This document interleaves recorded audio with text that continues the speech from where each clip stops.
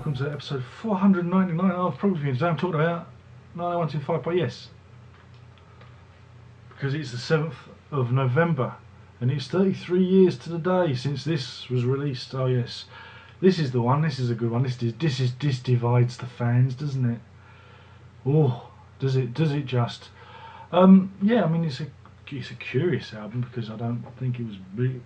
It was started off as not really a Yes album, and then the politics creeps in, and then it's mainly Trevor Rabin's material, and then John Anderson gets involved, and then right at the end Tony Kaye is asked along, and it's Yes again. Ooh, they do things like that, don't they? They have these great records. Yeah, I mean, what can I say? It's the album. It's the album when you're dating to give to your girlfriend. Hey, this is progressive rock. Try this. Guaranteed to moisten a gusset. This one. Not that I would ever give this to anyone I was trying to sleep with. You might though. You might know, especially Americans. Americans really dig this kind of stuff because it's FM friendly. See, it's the old FM radio. And that's what this is. This is very FM friendly. I don't know what to say about it really. Opens with Owner of a Lonely Heart. Much better. Kind of, it's a nervous tick, isn't it? It's a nervous tick whenever I hear, Owner of a Lonely Heart. Much better. Try it. It makes the song a lot more enjoyable. I like this song because it is a testament to Trevor Horn's production technique. It is a fantastic piece of pop. It is really good. There's some really good uses of sampling. James Brown. And there's also various different versions of the video, isn't there? Of the guy who was in Brookside. There was a guy who was in Brookside's an old soap opera. He always ends up dying in things. He died in Brookside of a brain hemorrhage, I believe. Ends up falling off a roof in a Yes video. Ends up getting eaten by an alien in Alien 3. It's a sad life for the guy. But if you do look out for that on that video, you'll see Eddie Jobson. He's one of them. He's one of he's not, is he? He's in Yes, but he isn't. That is the Machiavellian nature of the band. But this album is worth just for Owner of a Lonely Heart. I mean, it's just it's perfect. It's a perfect pop song. Is it Yes? Nah. And then you got Hold On, and It Can Happen. I like that one. It can happen to you. It can happen to me. I quite, it's got the sitar, isn't it? Ding, ding, ding, ding, ding, ding, ding, the Indian opening. I quite like that. Changes. It's alright. If it was an LP, we'd flip it over. Cinema is probably the most interesting and proggy piece on the album. And the only problem is it's only 2 minutes 9 seconds long, which is a problem. Then you got Leave It. Ba, ba, ba, ba, ba. I like the a cappella bit on that, isn't it? Yeah. Have you seen Tribute? Have you seen Tribute by Tenacious D? When they do their a cappella bit, always reminds me of Leave It for some reason. And I don't know why. I love Tenacious D. Our song, City of Love, Hearts floating down.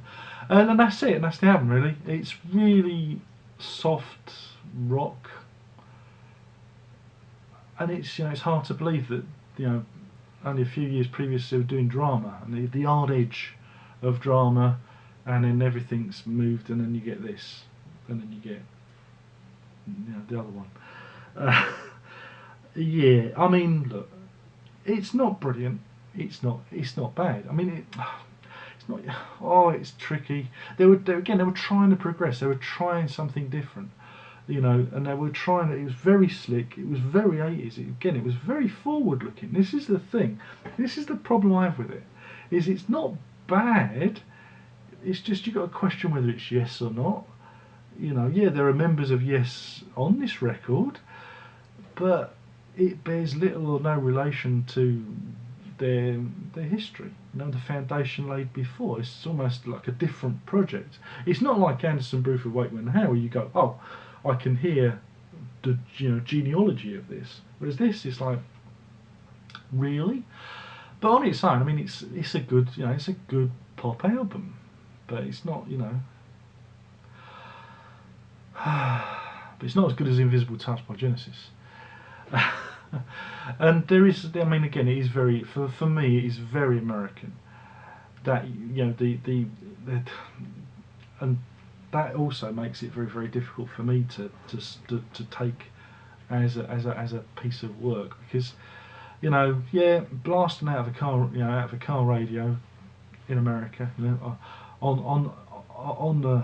the freeway. I know me Americanisms. It'll work, but when you going down Wolverstone Market, not the same thing, is it really? But yeah,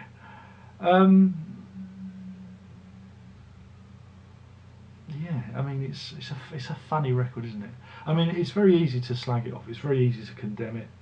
It's very easy to just go dismiss it. But I do think that as an experiment in production of like this, I say, FM radio friendly rock production, I think Trevor Horn got it right. It's really, really good, and the songs are good for what they are. They are good. They're well crafted, but they're just, then I don't see them as being Yes songs. So that is the real problem. I'm even down to the sleeve. It's not even a Roger Dean sleeve. I mean, this was designed on, a Cray supercomputer that cost £20 billion by NASA or something. I made all that up. But yeah, I mean, that distances itself from the band's heritage as well.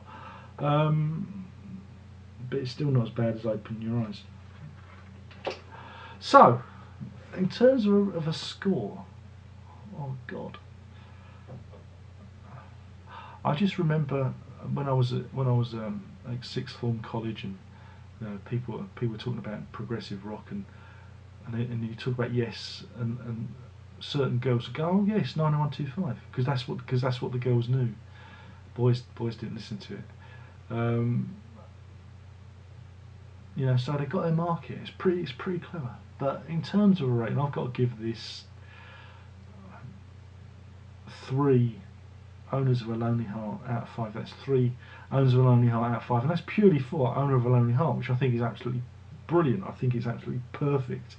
I do love that. I do like that song. I just think it's very well put together, and in terms of a piece of production, I do think it's good. The problem with it is, for me, it is very American. It's very, like I say, FM radio friendly, and there's not enough interesting stuff on there. The quirky side of Yes that you see it with Cinema, and that's just about it really. Maybe the a cappella vocals on Leave It, you hear the Yes, a little bit of Yes creeping through, but the rest of it is like, it's all right. It's okay, but it's not for me. It's for a very different audience, and that's why that's why this and Big Generator. I mean, I know it sold really well, but only made number 16 in the UK. But yeah, it's a funny period, and the only reason I'm doing it is because it's an anniversary. Get it in, you see, get it in, and yeah, and if you do get it up, this is an expanded version. Doesn't say features members of Asia or King Crimson. Doesn't know. It's not one of those stickers. It says I'll read you the sticker. The 1983 Rebirth that won the MTV Generation. Wow.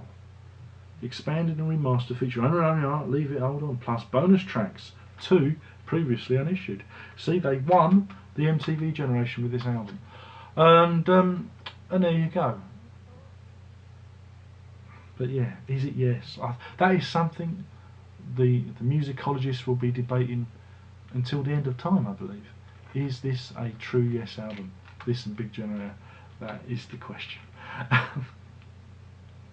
Anyway, thank you for watching. My name is Darren Rock. I've been burbling on inanely about 9125 by Yes. And it's the, like I say, 33rd anniversary today. If my maths is correct, it probably isn't. And thank you for watching. Don't forget, give me all your money. There's links in the box below, because I'm a cyber fame wannabe junkie. Oh yes. But most importantly, you know, give it a thumbs up or a thumbs down. Doesn't matter. It's all the same. Tell all your friends. But the really important thing is you need to prog on.